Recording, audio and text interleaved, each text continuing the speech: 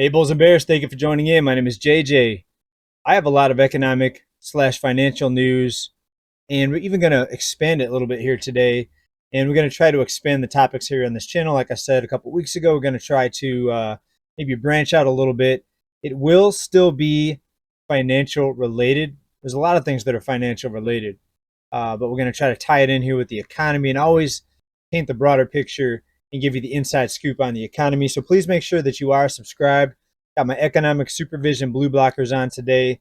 Now it is Father's Day weekend. I told you that I may take the weekend off. And some of you had said, hey, JJ, take the weekend off. And I get that, but I really have nothing to do. My family's not at home right now. Got one kid, he's off swimming. Others went to some stores, they went shopping, whatever. So it's just me. So I thought I'd give you an economic update today. Now let's talk about what's happening here in California. The unemployment rate here in California is much higher than what the average is nationwide. Let's bring this up here, bring up a chart for you. And as you can see right here, it is 5.3% here in California. Um, and this is partly due to the minimum wage with the fast food restaurants, but also lots of other reasons. Californians are struggling more than people in other states. I know you may think it's just the opposite. You think everyone in California is doing great and wonderful because it's expensive here. So to live here, you must be rich or have a lot of money. A lot of times that's the case, but not most of the time. Most of the time, it's just means people are in more debt. That's typically what it means. And actually, there is a stat out there that gives you the average credit card debt, right? So on one hand, you could say people are richer, but even the people that have larger incomes or more income, even people in the top 10, 20%, a lot of times what they do is they just take on more debt, right? And that just seems like it's the American way. The more you can qualify to borrow, the bigger your loan you're going to take. A lot of people in the nice new cars and in new houses and mansions, a lot of them, of course, they look rich, but a lot of times they just have more debt, right? So hopefully we can get to a point where most of the population has money in savings, and things change with the cost of living coming down. I don't think we're going to see that. Even if we see some sort of market correction, it's probably going to be on the back of some really, really bad news. And I've spoken here several times, probably hundreds of times, how I think this market's going to be propped up no matter what, because money can be created at the click of a mouse. It's no longer on any sort of gold standard. Ever since we came off the gold standard in the early 1970s, it's been fiat money that can be created at the click of a mouse. But if something big enough happens, be very careful. Black swan alert or black swan watch. What do they say when there's a chance of a tornado on the weather? They say it's a watch. It's a watch. Then once they see the tornado, once the tornado is actually spotted, then it becomes a warning. Right. So right now, I would indicate, or I would put this out there as an economic watch. Right, not a warning, but a watch. And here's why. Take a look at some of this news. We've got 4 Russian warships, including a nuclear sub, sitting 200 miles off of the coast of the U.S. Russian ships submarine past Florida coast on the way to Cuba. Another outlet is reporting it here. U.S. submarine hunters coverage on Russian flotilla off of Florida. Russian sub deployment off Florida worries Pentagon that Moscow will stalk the U.S. So there are some concerns out there, but I think they're keeping it pretty quiet. I don't think they want to alarm people. They don't want people pulling their money out of the bank accounts. They don't want to initiate any sort of panic or bank runs or panic food buying. And why would that be? Because they don't want to make inflation any worse than it already is, right? The current administration is already having a tough enough time trying to convince people that the economy is doing great when people know just the opposite. They know that just by looking at their own checkbooks, and they know just by looking at their own finances, for the most people, for most part, most people, 70+% of people are not doing better than they were just a few years ago. So they're having a really, really difficult time, explaining this. And the last thing they want, I think the last thing they want to put out there is more fear, more uncertainty, and more panic for obvious reasons. But if you look at another statistic here, this was put out here by Mishtalk. 1 in 5 Californians lives in poverty. 1 in 5, so 20%. So pretty interesting. But on to some other news here. We've got a report put out by Goldman Sachs. Is it Goldman Sachs? Revealing, just Goldman, revealing the lowest cost place to buy food. And this is on average. Now, you may find some things that are cheaper. And what it is, it's Walmart grocery. So if you have a super Walmart that has the grocery store, if you just have one of those independent, not independent, but a one that's just groceries, Walmart grocery, overall, that's the cheapest. Now, I can still find some things cheaper at my local store that I shop at a lot. It's called Grocery Outlet. Some things, right? Other things are more expensive than the Walmart. But overall, when you look at all the items, they're saying the Walmart groceries are the cheapest, right? So there you go. If you're looking to save money, on average, you're going to save the most money shopping at the Walmart grocery. And I'm thinking this weekend there might be a lot of people cooking out. We've got the 4th of July coming up here in just a couple weeks. A lot of people are going to be looking to cook out and buy stuff to cook on the grill. So there you go. Just make sure to check those expiration dates. And also, I apologize. We do have some people. Sounds like they're partying next door. It's only like 2. It's almost 3 o'clock my time, Pacific time, and they're already partying. But it's all right. It's a weekend. But when we talk about the billionaires, we talk about how certain people are doing really, really well. When you have these mega companies that dominate the marketplace, we have to talk about what Mark Zuckerberg's doing. Now, we know that he's building a compound in Hawaii, but he's also buying a place in Lake Tahoe. They've started construction based on blueprints. Another compound. This one's in Lake Tahoe, California.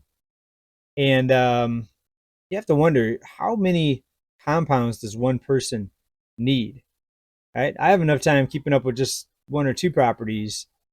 Uh, where's the CEOs and these people, these billionaires, where do they get the time to spend the time at these places? Zuckerberg bought 2 neighboring estates on the west shore of Lake Tahoe for a total of $59 million back in 2018 and 2019. The land grab was shrouded in secrecy with the use of a newly created company named Golden Range LLC. This is out of the San Francisco Gate.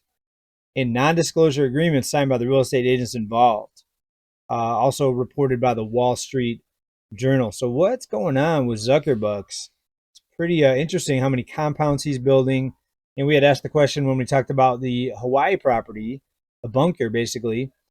What does he see? Why build these compounds? And they're not just your typical homes. They're more like survival bug out or bunkers is what they look like. I mean, it's a house, but also with bunkers is what they're saying about this latest one here in Lake Tahoe. Something that's pretty interesting, the push to electric vehicles. When gas prices went up a few years ago, a lot of people surged into electric vehicles. And what they found out was the cost of electric vehicles was pretty expensive, not just the cost of the actual vehicle, but the upkeep, the maintenance, the chargers, if you want to install a charger at your home. If you ever have a claim or an accident, the repairs are very costly because if the battery gets damaged, it's very, very expensive. It costs thousands and thousands of dollars. So it's interesting that we see this still this push towards electric vehicles. And in fact, what's happening in one city over in Europe is they're making it illegal to advertise certain vehicles. And this is out of WAPO here. It says here, in the Scottish city filled with medieval spires and shadowed by a looming castle on the hillside, a startling modern decision. The city council voted to ban fossil fuel advertisements. To ban fossil fuel advertisements. It's pretty interesting. In the meantime, we have, if you look at my last video, we talked about this. We have a electric vehicle graveyard, several electric vehicle graveyards. And what they're saying is that Tesla is purposely not putting these vehicles on the market. One, because they don't have the room at the car lots, but 2, they don't want to overflow the supply side. And some people speculate that they would actually rather destroy the vehicles rather than dump them all onto the market and cause prices to go down. That's what some people are speculating. So it's pretty interesting when you have a big drop off in demand of electric vehicles, but yet you still have a city like this making it illegal to advertise vehicles that use gas, right? Pretty interesting, pretty strange things, pretty strange times here with this whole push to electric vehicles. Seems like there's some sort of other motive behind it besides just trying to make people save money. I think there's some shady stuff going on there. Please let me know what you think about that down in comments. All right, now let's transition a little bit into real estate. We know that home prices have not crashed as many people had predicted. I think I was the only channel on all of YouTube saying that home prices would not crash. And there's reasons behind that. If you watch my videos, you know what's being done right now to keep this housing market propped up, right? Corporations buying most of the homes in some states. It's over half here in California, and it's just as bad in some other states. That's part of it. We've got zero down mortgages. We've got the government buying most of the mortgages now. Most of the loans given out, most of the mortgages are non-bank lenders, and the government's buying those mortgages, right? So we're seeing the market propped up like never before. And take a look at what's happening down in Florida, being reported here out of Spot on Florida. Cape Coral pauses foreclosure prevention program due to overwhelming demand. Right? We told her this was going to happen. So there's so many people struggling right now to meet their payments, to make their mortgage payment, is that they had to pause the foreclosure prevention program that was designed to help people because so many people are surging to enroll in the program and try to get assistance with their mortgage. So very interesting at a time when we're told the consumer's strong, the economy's strong, no sign of a recession, soft landing, right? All this stuff, but yet we need all these programs, all these rescue programs, all these help programs, assistance programs, and things don't seem to be getting better. In fact, if you look at the debt, it just continues to pile on and on and on. And if you look at other headlines, it's pretty interesting as well. You see headlines like this, and there's just a few from the last few days. Property foreclosure activity on the rise. Mortgage repossessions surge by 24%. Here's one: guy destroys his car as it gets repossessed. Did you guys see that video? So instead of just letting his car go back to the lender, he went ahead and I think he laid on the gas for about 10 minutes or something. And I'll just play part of it here. Tow truck guy pulls up. At the guy sitting in his car, let me rewind it here. He's telling the guy to get out of the car. He doesn't want to get out. Tow truck ends up hooking on, lifting it up, and the car owner, which is really not the owner, but the bank is the owner, proceeds to lay on the gas, trying to blow up the engine, while the car is hooked up to the tow truck. You can see all the smoke there. So basically, he is blowing the engine. Maybe he drained all the oil out of it. Who knows? Maybe he just revved it up so much that it blew the engine. But pretty crazy what people will resort to, even though, again, it's not his vehicle. He didn't pay the loan. The vehicle technically belongs to the bank still. And I'm sure he's going to get in trouble for that. He's probably going to pay a lot for that, for causing this damage. It's on video. The tow truck driver recorded it. So crazy people. And I think the financial times that we're in tend to push people over the edge a lot of times. It's very interesting, kind of the looniness that we're seeing amongst the population right now. Now, something else that's very interesting, in addition to foreclosures rising, we have bankruptcy filings also rising across all chapters. We have filings up 43%. That's also recent news here. So things to keep an eye on as we try to figure out, how to navigate this economy. Do you want to be making big investments right now? Do you want to jump into real estate right now with the current prices and with all the risks out there? Again, back to what's happening with the proxy wars. We're now sending weapons into Russia, not just sending, but authorizing strikes into Russia. And we've got these ships now off the coast of Florida, Russian ships and a submarine, right? So things to keep in mind, folks. A lot of risk out there, if you ask me. I hope every one of you is doing really, really well. I've got a link down there for a free trial to foreclosure.com if you're looking to check out some real estate. Maybe just check out the free access for a few days and see what you think. But you get access to pre-foreclosures, of course, foreclosures, as the name implies, but also tax liens, right? So if you're looking to get a good deal, maybe as an investor, even as a owner, an owner occupant. Check that out. It's free. So check that out while the opportunity lasts.